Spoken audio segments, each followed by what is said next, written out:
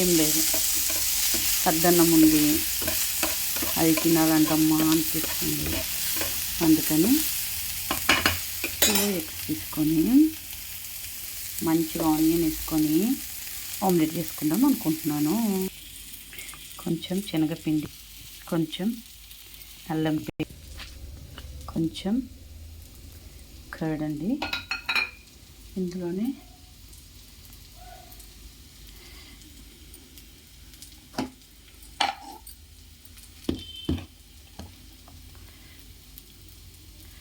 కారం అండి. నేను కారం కొంచెం ఎక్కువనే వేసుకుంటాను.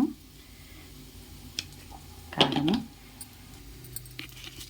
తర్వాత వచ్చేసేసి సాల్ట్. వీటిని బాగా కలుపుకోనండి. ఒక 2-3 చుక్కల లెమన్ కూడా వేసానండి. ఇలా కలుపుకున్న తర్వాత ఆనియన్స్, 2-3 పచ్చిమిర్చీలు, కొత్తిమీర వేసుకున్నాను. ఆయిల్ వేసేసి ఇప్పుడు దీన్ని ఇలా వేసేసుకున్నానండి. వేసుకొని దీన్ని కలుపుకోవాలి ఫ్రై చేసుకున్నాక. తర్వాత దీనిలో ఎగ్స్ అండి, 2 ఎగ్స్, వీటిని బాగా కలుపుకోవాలండి. చూసారా, మొత్తం కలిపేసాను. ఈ ఆనియన్స్ బ్యాటర్ మొత్తం కలిపేసేసుకోవాలండి ఇట్లా బాగా నొలిపొచ్చేదాకా. ఇప్పుడు ఆయిల్ వేడెక్కింది, ఆయిల్లో వేస్తున్నాను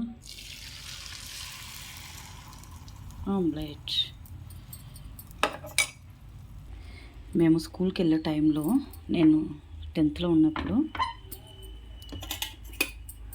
ఫస్ట్ స్కూల్ నుంచి రాగానే 4 o'clockకి ఆకలేసేది బాగా.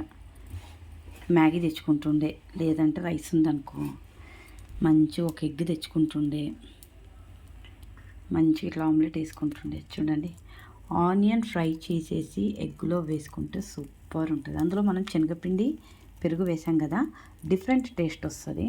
ప్లస్ స్మెల్ కూడా ఉండదు ఎగ్కి. ఒకసారి మీరు కూడా ట్రై చేయండి. చూద్దాం నెక్స్ట్. చూసారా, అవుతుంది. Okay, done. దీన్ని తిరిగేసేద్దాము.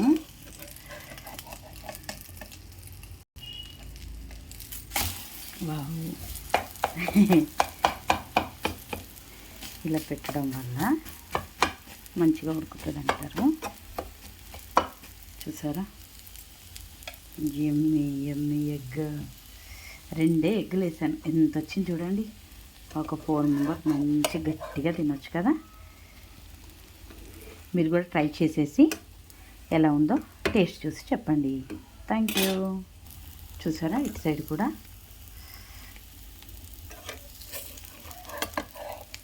శనగపిండి వేయడం వల్ల ప్లస్ ఏంటంటే ఎక్కడ విరిగిపోకుండా వస్తుంది.